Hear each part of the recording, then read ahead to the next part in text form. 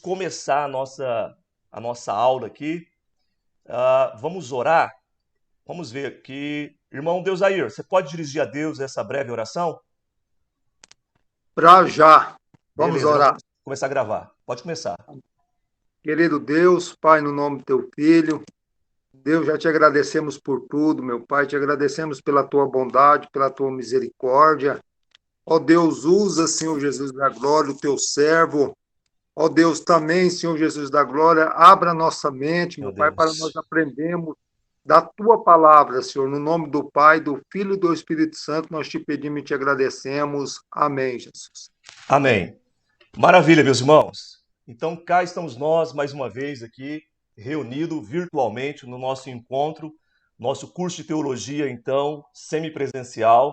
A cada 15 dias nós temos esse encontro assim, maravilhoso, virtual, né, usando essa ferramenta aí para o benefício também da obra de Deus. E também ajudando aqueles irmãos que não podem estar presencialmente, têm a dificuldade, irmãos de outra cidade também, ou aqueles que estão trabalhando. E nós estamos gravando então essa aula a partir desse momento, para depois deixar salvo aí, você poder estar visitando novamente essa aula, se julgar necessário. E também essa aula aqui você pode divulgar, você pode mandar para alguém que talvez venha despertar o interesse de participar do nosso grupo de estudo. Aqui é uma grande família, né, ibadiana, nós estamos aqui no grupo de estudo para aprender a palavra de Deus. Nós estamos movidos pelo mesmo intuito, o mesmo objetivo, que é aprender junto, aprender então a palavra de Deus unidos. Meus irmãos, nós estamos estudando então esse livro, Teologia Sistemática.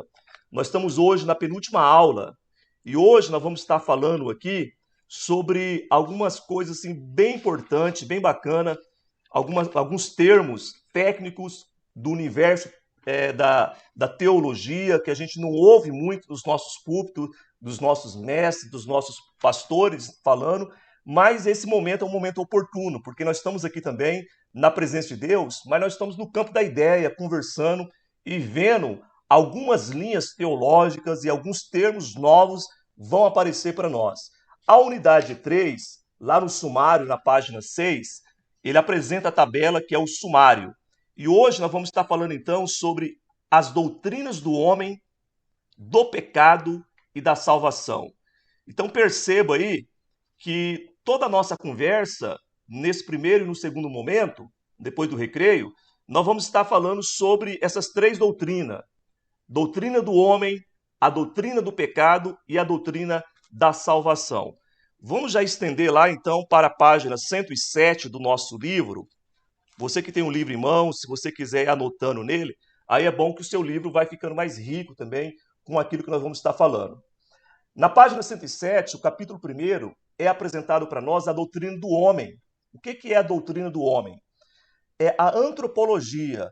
Antropologia não no viés secular, mas a antropologia teológica.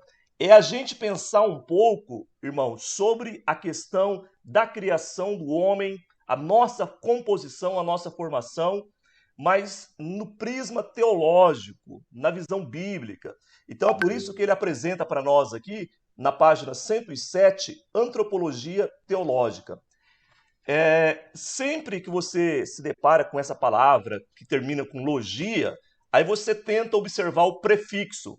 Então, o prefixo ele vai nos falar a respeito aqui antropologia. Antropo vai falar sobre homem. Então, se você for pesquisar apenas esse prefixo antropo, ele vai remeter ao homem. Logia ao estudo. Então, nós estamos falando do estudo do homem. Se cair isso na prova, o que significa antropologia, você logo vai saber assim, já sem nenhum problema, né? Antropologia é o estudo do homem. Eu só estava olhando aqui no celular porque são alunos que às vezes vai chamando aqui no privado, aí eu estava dando uma olhada, ali tem um irmão justificando que está trabalhando. Mas vamos lá, olha só. Antropologia, estudo do homem. Então, eu acredito que nessa penúltima aula você já está inteirado o que é teologia sistemática. É um grande conjunto, um universo com vários elementos. E esses elementos nós chamamos do que? De doutrina. Doutrina. Então, na primeira parte dessa unidade 3, nós estamos lá fazendo um recorte, pensando um elemento desse, que é a antropologia, que é a doutrina do homem, no viés, na ótica bíblica, teológica. Então, na página 107, ele diz assim, ó, a Bíblia tem muito o que dizer sobre a natureza humana, não apenas para fins de satisfazer curiosidade, mas ela tem a finalidade de nos direcionar para a real compreensão do porquê que nós fomos criados. Dentro da filosofia, isso é muito debatido, há uma reflexão assim bem intensa sobre o porquê que nós somos criados, para quê, qual que é o propósito, qual que é o sentido da vida, por que Deus nos criou. Será que Deus era um Deus carente e ele ficou choroso e de repente ele falou assim, ele teve uma ideia, né? Eu vou criar aqui os seres humanos, então, porque eu estou muito solitário? A gente sabe que não é isso. Olha só na página 108. Ele começa dizendo assim para nós que quando nós olhamos para a antropologia, a criação do homem, pela lente bíblica, na página 108 ele apresenta assim, olha só, a Bíblia vai nos ensinar não somente apenas o que somos, mas o que devemos ser. Então ela não vai apresentar apenas como que nós fomos criados, mas qual que é o objetivo, qual que é o foco principal, por que Deus nos criou, o que Deus espera de nós. Nós somos então seres criados por Deus e o que Deus então almeja da sua criação.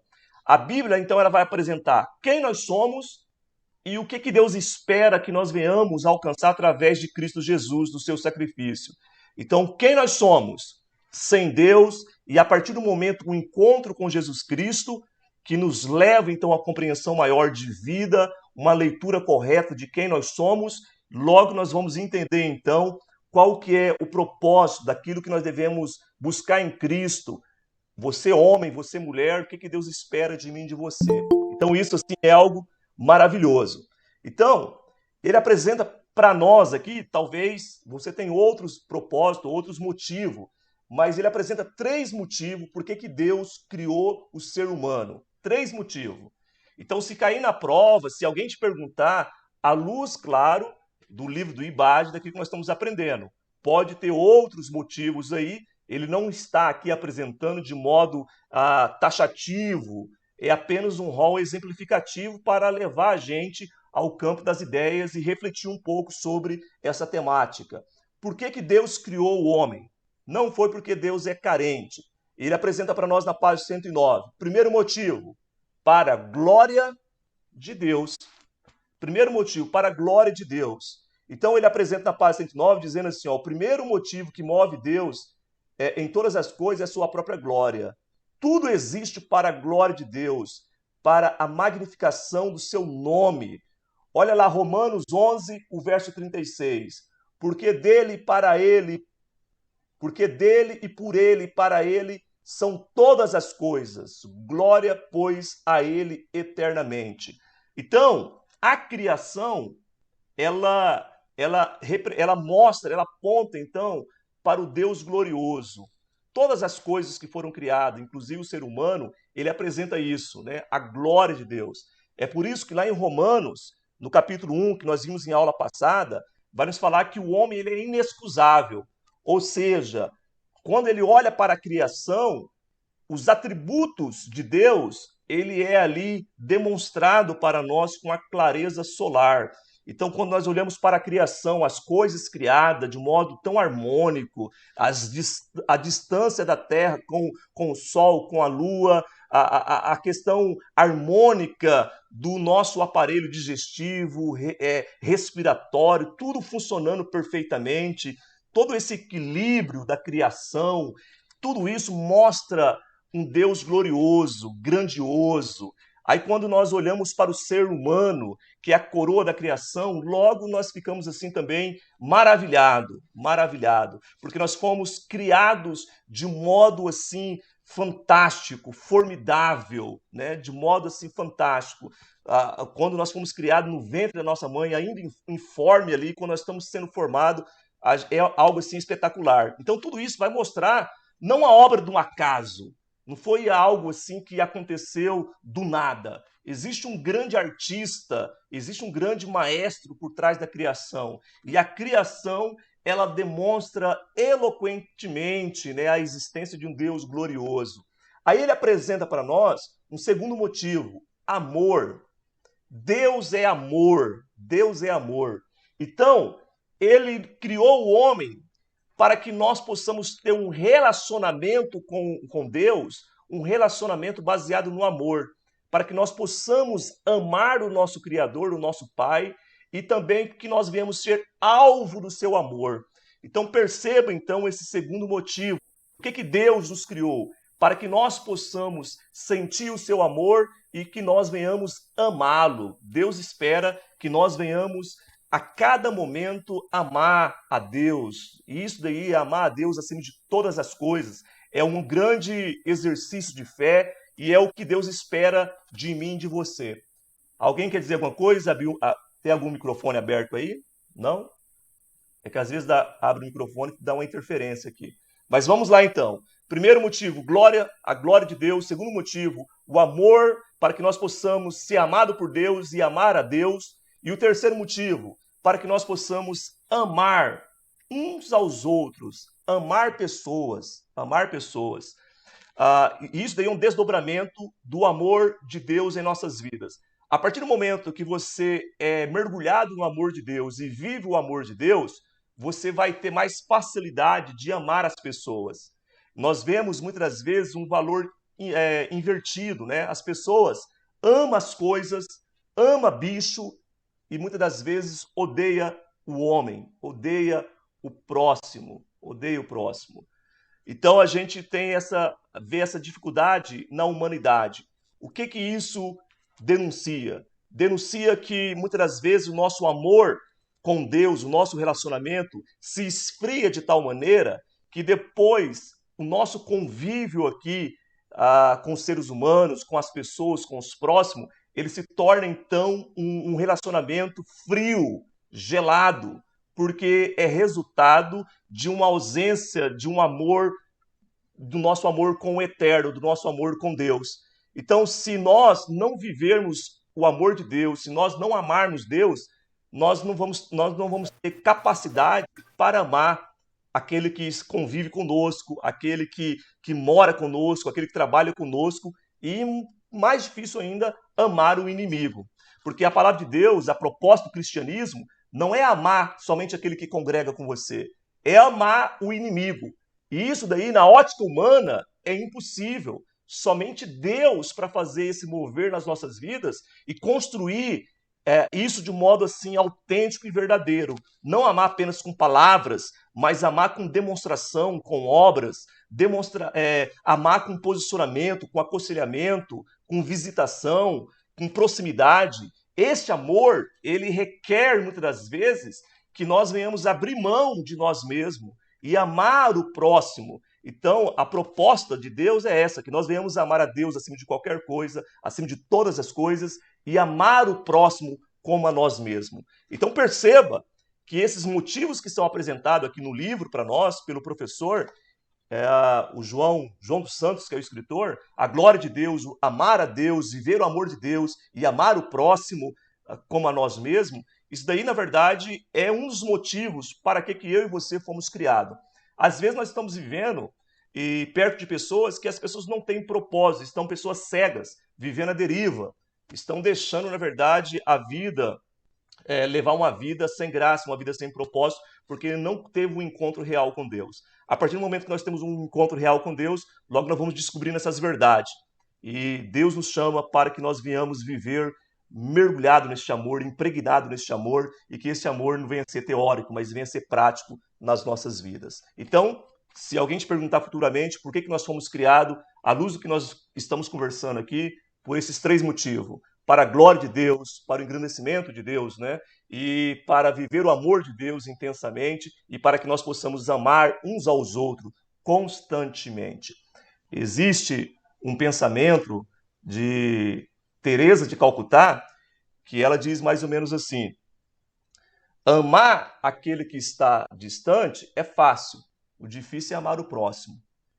Teresa de Calcutá, ela está querendo despertar e provocar em nós uma verdade. Às vezes a gente fica compadecido com o que está acontecendo lá no Afeganistão, com os muçulmanos, ou com o terremoto no Haiti, e a gente fica assim muitas vezes até triste com aquele acontecimento e muitas vezes as pessoas que estão perto de nós padecendo, a gente não tem nenhuma sensibilidade, nenhuma demonstração de amor. É claro que você tem que se compadecer e, se tiver ao teu alcance, você de alguma forma ajudar aquele que está longe geograficamente. Mas a cada momento, Deus ele permite que cruza em nossas vidas pessoas que carecem e que pode ser alvo do nosso amor. E muitas vezes passa batido, passa desapercebido, porque muitas vezes nós estamos cegos e voltados os nossos olhos somente para os nossos interesses.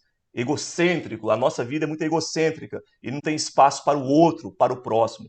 E quanto mais para aqueles que muitas vezes nos ofendem, que tem o rótulo do nosso inimigo. Para isso daí, com certeza, não vai ter espaço. Então, quando Teresa Caltar ela fala assim, olha, amar o que está distante até é fácil. Agora, amar o próximo, isso é difícil. E a proposta do cristianismo é o quê? Amar o próximo, como a nós mesmos. Que nós possamos ser despertados para alcançar esse propósito. Porque é um dos propósitos da criação. Deus nos criou para que nós possamos amar uns aos outros. Amém, meus irmãos?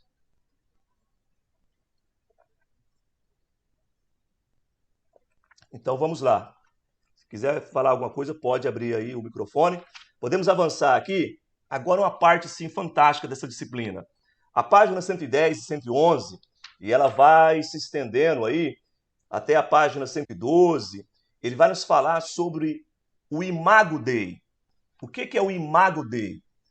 Essa expressão eu gostaria que você guardasse essa expressão. Talvez você nunca ouviu falar e se deparou aí no livro. Imago Dei. O que é Imago Dei? Imago Dei é uma expressão do latim que significa a imagem de Deus. Nenhuma criação foi feita à imagem de Deus. Eu quero te convidar, claro que você conhece muito bem essa passagem, em Gênesis, no capítulo 1, nós vamos ver ali a criação, então, e Deus, então, de modo dinâmico, criando as coisas. E nós vemos aqui no capítulo 1, o verso 11, se você puder aí, meus irmãos, acompanhar esses versículos que eu vou estar aqui selecionando e expondo para vocês, é interessante, olha só. Gênesis capítulo 1, verso 11.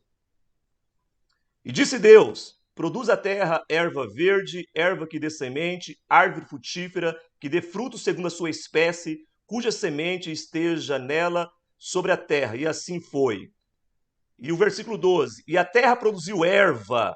Aí ele vai dizendo, cuja semente está nela, conforme a sua espécie. Olha como termina o versículo 12. E viu Deus que era bom. Então Deus olhou para a terra e disse para a terra, produza erva verde, árvore frutífera. Deus olha para a terra, então há essa construção, essa criação da árvore frutífera, daquilo que é verde, do vegetal. Vamos pular aqui um pouco. Vamos lá agora para o versículo 20. Olha o versículo 20, que coisa maravilhosa. E disse Deus, eu estou em Gênesis capítulo 1, o verso 20. E disse Deus, produza as águas abundantemente répteis de alma vivente, e voa as aves sobre a face da expansão dos céus. Verso 21. E Deus criou as grandes baleias e todo o réptil de alma vivente que as águas abundantemente produziram conforme as suas espécies. Aí ele termina dizendo, e viu Deus que era bom. Olha outra coisa aqui. Então, você viu comigo, acompanhando aí, que Deus olhou para a terra e disse, terra, produza erva, produza árvore frutífera. Agora Deus volta o seu olhar e a sua fala para as águas. Produza baleias, répteis, grandes peixes. E aí? Quando Deus faz essa construção, se nós, e eu convidei você em outros encontros a pensar nisso, pega um peixinho, tira da água, você vai ver uma cena horrível.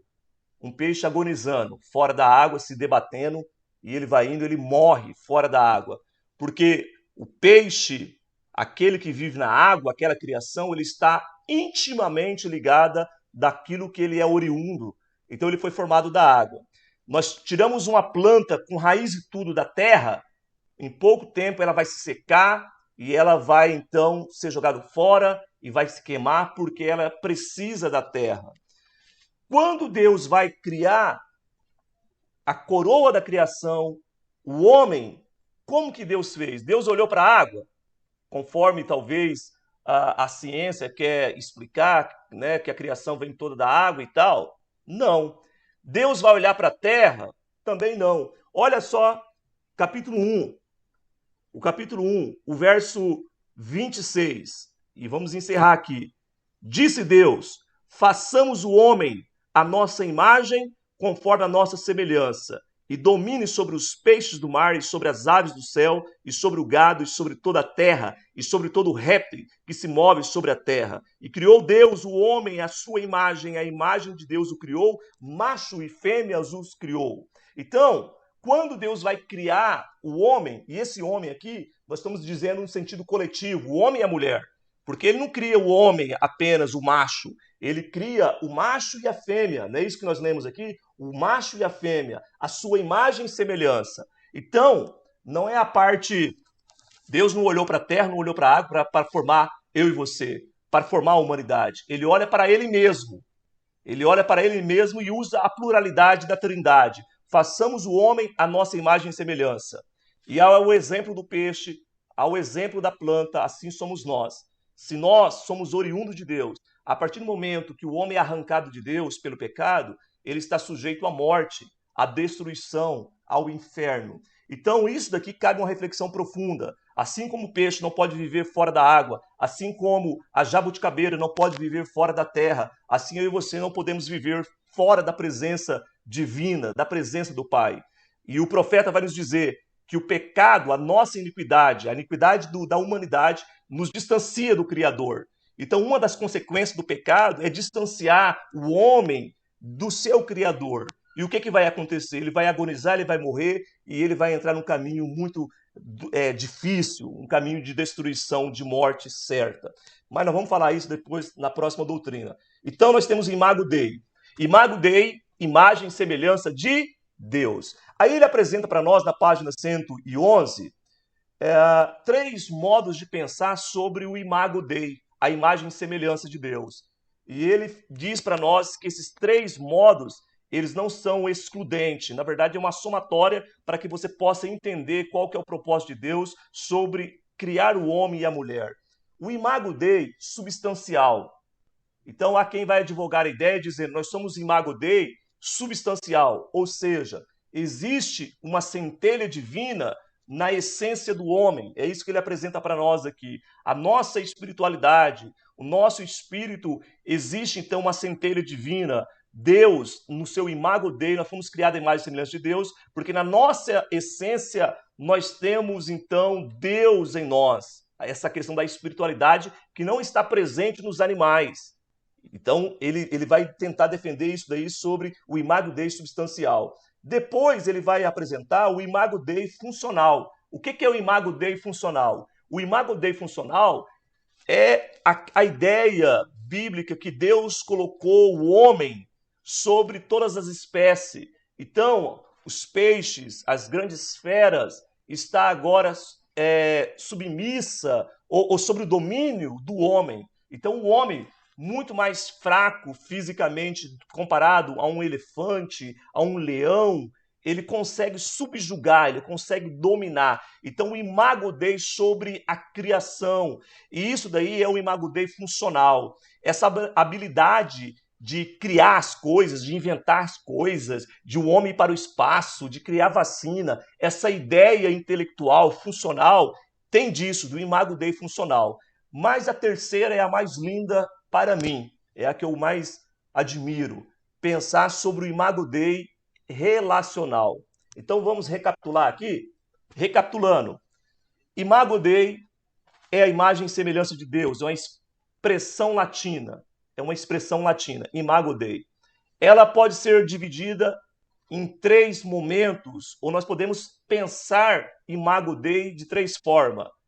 Imago Dei substancial. Nós temos na nossa composição a presença de Deus, a espiritualidade, coisas que os animais não têm. O Imago Dei funcional. Nós temos toda a criação, todas as coisas que estão sobre o nosso domínio, sobre o governo humano, e a gente consegue dominar e viver nesse planeta de modo assim superior aos animais. E essa ideia artística de criação denuncia a característica, as digitais de Deus na humanidade. Aí nós temos o relacional. Então, Imago Dei substancial, Imago Dei funcional e imago Dei relacional. Desses três, o relacional, ele é assim maravilhoso. O que se diz respeito sobre o imago Dei relacional? Ele vai nos apresentar que nós somos a imagem e semelhança de Deus, o imago Dei em nós é fruto de um relacionamento com o divino, é fruto de um relacionamento com o eterno, é fruto de um relacionamento. Em outras palavras, quanto mais você se relaciona com Deus, quanto mais você se envolve com Deus, mais de Deus você vai se aparentar, mais de Deus você vai mostrar para as pessoas. Então, isso daqui é coisa fantástica. Quanto mais eu me envolvo com Deus, quanto mais eu me mergulho em Deus, quanto mais eu estou envolvido com as coisas de Deus, o meu semblante ele vai denunciar mais a presença de Deus. É mais ou menos o que aconteceu com Moisés, quando ele teve um encontro com Deus, com Yahvé no monte. E o seu rosto resplandecia.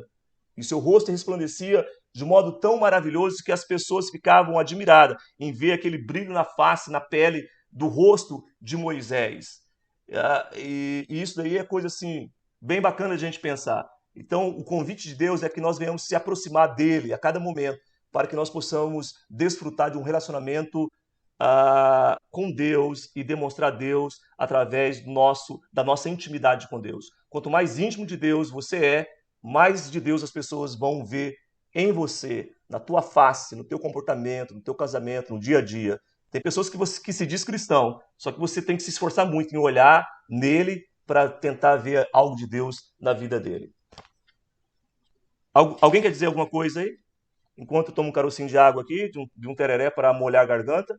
Está compreensivo? Os irmãos podem ter a liberdade de falar aí, de interagir. Irmão Agnaldo, Valdivino, Leonardo, irmão Marcos. Vocês são muito tímidos na telinha, né? Acho que lá no presencial vocês se soltam mais. Mas vamos lá, então. Pergunta, irmão Deus, aí. Estou aqui na paz, só escutando, rapaz. Só escutando. O estudo está muito bom, viu, irmão? Então vamos lá, então. Então estou acreditando que vocês estão acompanhando aí a linha de raciocínio, né? Que está sendo norteado aqui também por aquilo que é apresentado no livro. E claro, nós temos a total dependência do Espírito de Deus sobre as nossas vidas. Eu sempre no dia da aula, segunda-feira, meus irmãos, eu respiro muito intensamente esse encontro. Pode ser teve aulas na turma passada que a gente tinha lá 4 pessoas, 3 pessoas, e eu ia com a mesma empolgação, com o mesmo desejo de transmitir algo da parte de Deus. Então, eu fico durante a semana sempre me alimentando ali, tentando buscar mais de Deus, não apenas a parte intelectual, o conhecimento, mas que as nossas palavras venham transmitir mesmo a vontade de Deus sobre as nossas vidas, né? Então, vamos lá. Na página 113, então nós já pulamos aqui nossa conversa. Paramos agora de falar sobre a questão do imago Dei e nós vamos avançar mais um degrau aí. A composição do ser humano. Então, o ser humano, ele é diferente de anjo. Tem pessoas que pensam que o cristão ele tem que ser um anjo, e na verdade não é isso. O anjo é uma criação e o ser humano é uma outra espécie da criação de Deus. E dentro dessa visão, é por isso que ele apresenta a página 113, dizendo assim, ó, uma última questão com que ocuparemos neste capítulo é a natureza dupla do ser humano. Anjos são seres puramente espirituais e animais são seres puramente físicos, mas o ser humano são criaturas mistas, simultaneamente físicas e espirituais.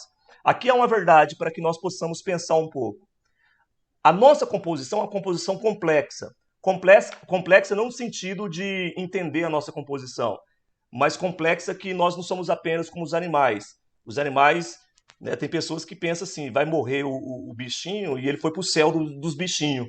Às vezes o papai e a mamãe fica com dó da criança, fala, não fica triste pelo gatinho, pelo cachorrinho que morreu não, que ele foi para o céu. Eu não sei que céu que é esse, né? Que a Bíblia não vai apresentar esse céu do gatinho, do bichinho ali. Por mais triste, parece frio falar isso, né? Porque eu não tenho cachorro. Talvez está falando isso porque você não tem amor pelos animais. Não, é que nós somos diferentes dos animais. Então é por isso que cabe, assim, se você gosta do seu animal, irmão, tem que tratar e deve tratar, né, o seu animal assim, certinho, tal, com cuidado. Mas você não pode valorizar um animal mais do que ser humano. É a questão lá de Jonas, valorizar mais a boboreira do que o povo de Nínive. Aí você fala, rapaz, mas o povo de Nínive são um povo desgraçado, um povo ruim. Eu não quero saber desse povo, mas esse povo foi criado à imagem e semelhança de Deus. É que eles distanciaram tanto de Deus que a sua imagem está arranhada. Uma vez que Satanás não consegue tocar em Deus, ele vai lutar com todas as suas forças, com todas as suas armas, para tocar no imago Dei, que é a imagem e semelhança de Deus, que somos os seres humanos, que é Nínive, né? Que são os ninivitas. Então, às vezes, você olha para uma prostituta, um homossexual, você fala assim, puxa vida, esse camarada aí merece o inferno. Alto lá, cuidado com esse julgamento. Quem somos nós? Deus não colocou a gente para ser julgadores, amar animais e planta boboreira e desprezar pessoas. O ser humano, ele é uma composição complexa. Nós temos a parte física, isso daí ninguém discute, mas nós temos a parte espiritual. E aí cabe uma discussão. Deixa eu já fazer aqui uma observação. Não chega a ser heresia, irmãos. Tem pessoas que ficam com medo disso. Porque, olha só, a composição humana, parte física e parte espiritual, que estão no mesmo ser. Então, você é eterno, espiritualmente falando. Aquele que está lá, que abandonou a fé, ele é eterno, espiritualmente falando. Então, nós, pela visão bíblica, pela lente bíblica, todo ser humano criado, ele é eterno no que diz respeito à parte espiritual, à sua composição espiritual. Diferente da boboreira de Jonas, diferente do gatinho que você tem em casa, do cachorro que você tem em casa. Porque os animais, eles são físico. E pesquisas vão apontar que os animais, ele pode ter aquilo que talvez beira a questão de emoções ali, de demonstrar emoções, afeto, mas o ser humano ele não tem apenas emoções, a parte de alma, nós temos o espírito, e é aí que repousa agora uma problemática. Tem pessoas que vai divergir de pensamento, ele vai dizer assim, o homem ele é composto de matéria física e de alma e espírito, que é a mesma coisa, então é duas composições. Como que é o nome disso? Se cair na prova, você vai ter que saber separar. Olha só na página 114. Ele apresenta dois termos para nós: dicotomistas e tricotomista. O que é a dicotomia? Dicotomia vem de dois. Então ele está dizendo que a composição do homem, nesse pensamento teológico, é que o homem ele é composto de corpo e alma e espírito é a mesma coisa. De modo que quando Deus apresenta na Bíblia termos alma e espírito, seria sinônimo dentro desse pensamento, desse raciocínio teológico, dentro desse estudo, dentro desse pensamento. Depois, no finalzinho, se eu lembrar aqui, eu vou colocar um vídeo, uma conversa, não é um debate, com o pastor César Cavalcante, que foi até da nossa igreja, eu acho que os irmãos do passado conheceram ele aí, e ele é um camarada muito inteligente, ele tem uma rádio ali e tal, eu acho que em São Paulo, e ele convidou um pastor, se eu não me engano é do Ipiranga aqui, mais um outro. Os dois pastores são assembleianos, porém, eles se divergem nesse tocante. Há um pastor lá defendendo e mostrando, tentando mostrar biblicamente que alma e espírito é a mesma coisa, são sinônimos, e o outro trazendo a ideia que é um pouco mais predominante no nosso meio pentecostal, que nós somos composto de corpos, daí é indiscutível, e de alma e espírito distintamente, ou seja, que alma é uma coisa e espírito é outra coisa. Então, por que nós falamos isso? Vamos comigo lá, claro que nem precisava de tamanho esforço, mas apenas para fazer você se recordar. 1 Tessalonicenses, capítulo 5. 1 Tessalonicenses, capítulo 5, o verso 23. Alguém poderia ler aí? Eu vou provocar os irmãos para os irmãos poderem me ajudar. Vamos ler dois versículos. Eu vou pedir para um irmão, pode ser qualquer irmão, homem, o irmão aí, lê 1 Tessalonicenses 5, 23, depois uma irmã, Hebreus 4, 12. 1 Tessalonicenses, capítulo 5, verso 23. Quem poderia ler?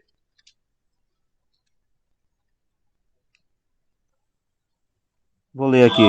Pode ler, meu irmão. O mesmo Deus da paz vos santifique em tudo, vosso espírito, alma e corpo sejam conservados íntegros e irrepreensíveis na vinda do nosso Senhor Jesus Cristo. Muito obrigado. Fiel é o que vos chama e o qual também o fará. Maravilha, muito obrigado, meu irmão. Deus abençoe a sua vida. Então, olha só o que o nosso irmão acabou de ler, né? que o nosso Deus de paz vos santifique em tudo. O que é o tudo? Espírito, alma e corpo. Então a gente vê aqui, na verdade, uma distinção de espírito e alma. Então essa visão aqui, ela é conhecida como tricotomia.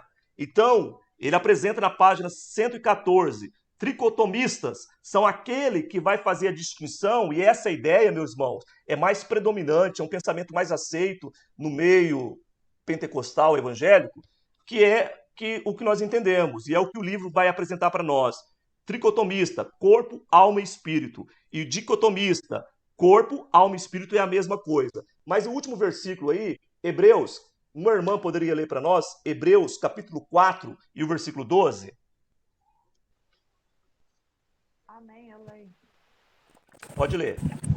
4:12. Porque a palavra de Deus é viva e eficaz, e mais penetrante do que a espada alguma de dois gumes, e penetra até a divisão da alma e do espírito, e das juntas e medulas, e é apta para discernir os pensamentos e intenções do coração.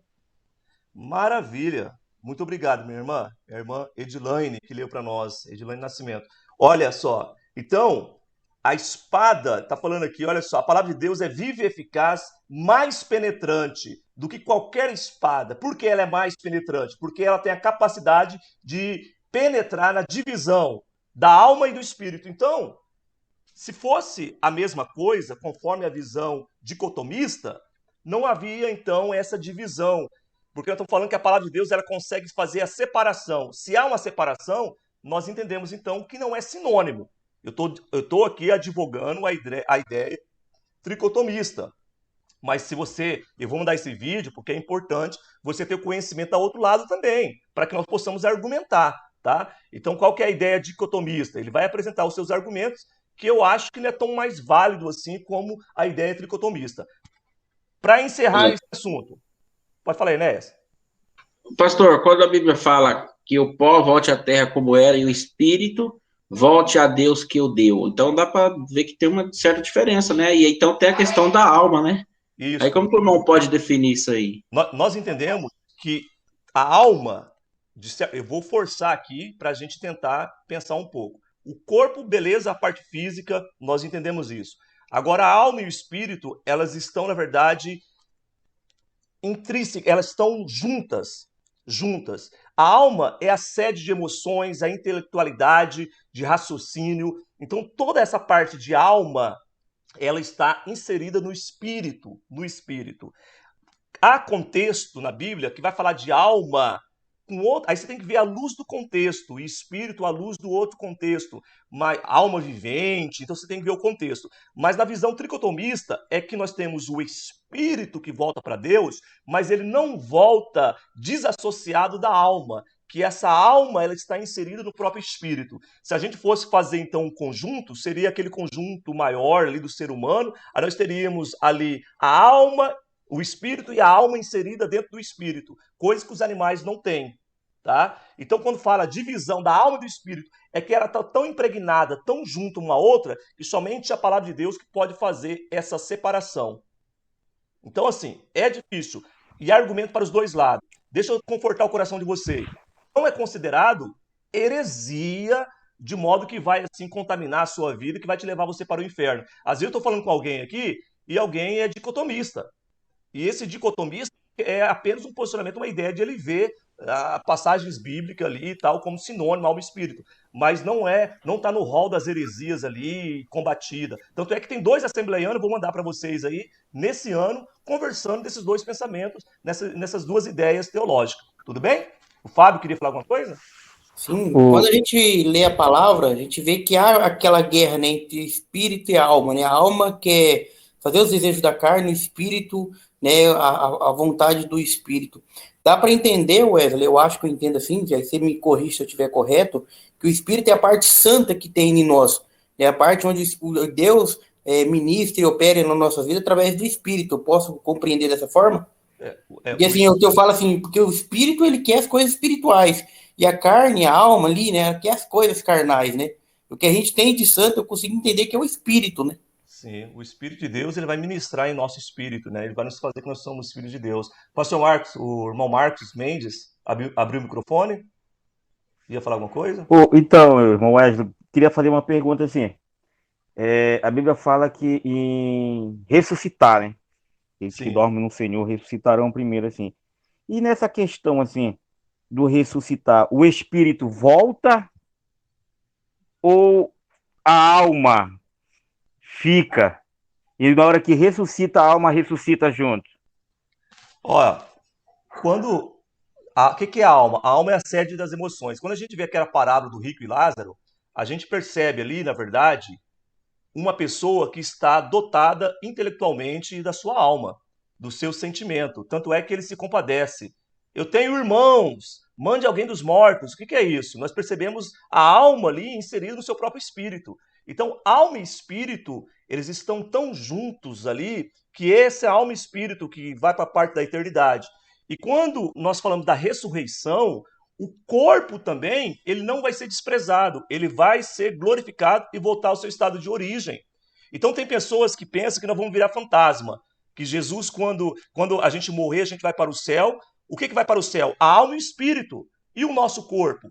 Ele dorme no Senhor, mas ele vai ser ressuscitado e vai ser transformado em um corpo incorruptível. Incorruptível. Então, alma e espírito, eles estão na eternidade, aqueles que dormem, que aqueles que morrem, eles estão ali, a alma e o espírito. Não fica, na verdade, a pessoa em espírito lá e sem entendimento nenhum. Tanto é que aquele que está no inferno, ele só pode sofrer porque ele tem essa parte também da alma ali, né? Aquela alma. Então, a gente tem que temer não apenas o homem que pode padecer, fazer padecer nosso corpo, mas Deus, né, que tem o poder sobre também a nossa alma, o nosso espírito. Eu sei que é um assunto complexo, mas eu digo para os irmãos, alma e espírito na visão tricotomista, tá? São coisas distintas, mas é a parte intangível, é a parte espiritual que está na eternidade, que estará na eternidade. Alma e espírito. Irmão Anderson tá por aí ainda ou não? Se o irmão Anderson quiser dar uma pitada aí, meu irmão, falar alguma coisa a respeito desse assunto, nós estamos aqui diante de um assunto bem assim, difícil mesmo, tal. A gente muitas vezes evita comentar, mas a visão tricotomista vai defender essa ideia. Alma e espírito como distinto, porém alma e espírito, eles estão tão interligados que somente a palavra de Deus que consegue fazer e visitar essa divisão. Os animais já não têm alma e espírito. Ele tem corpo e ele vai ter... Às vezes tem pessoas que ficam até com cautela de dizer que tem alma, mas que ele tem a parte de emoções talvez um pouco mais limitada do que do ser humano. O Anderson, o Reis, quer dizer alguma coisa, Anderson? Não? Então vamos lá. Beleza, meus irmãos? Ó, na página, para terminar esse assunto aí, olha o que ele diz na página, no finalzinho, na página 114.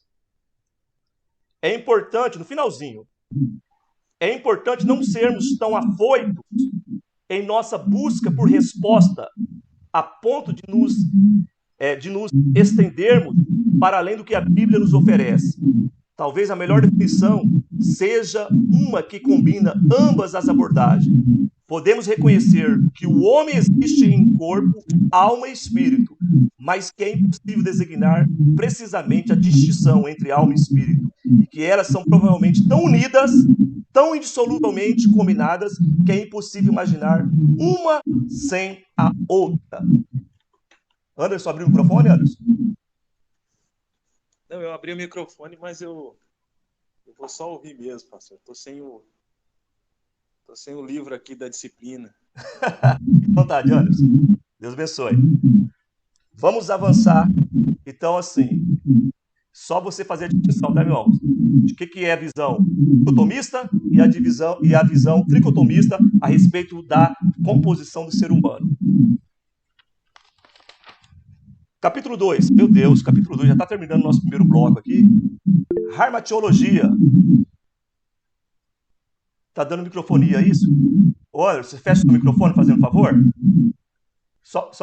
Aí, melhorou, obrigado. Aí, quando o irmão pode ter a liberdade de abrir sim e interagir. É que às vezes vai dando microfonia aqui. Mandaram um recadinho aqui no chat. Pode falar, Cauã. Então, o que está dizendo aqui sobre as duas questões da alma e do espírito, fala aqui também, por exemplo, fala que no céu a gente vai sentir o prazer, que é meio que a alma, né? Que fala sobre o nosso meio que o sentimento. Já a Perfeito. parte espírita é o sobrenatural de Deus que habita em nós, né? Que o irmão Fábio falou, é a parte santa que existe em nós.